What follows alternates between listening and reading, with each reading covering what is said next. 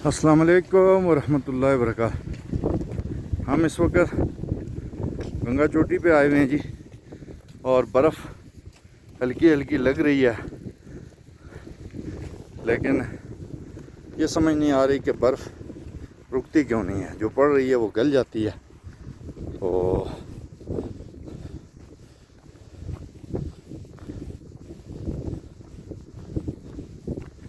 बेहतरीन माशाल्लाह खूबसूरत मनाज़र हैं, आप देख सकते हैं अपनी आंखों से।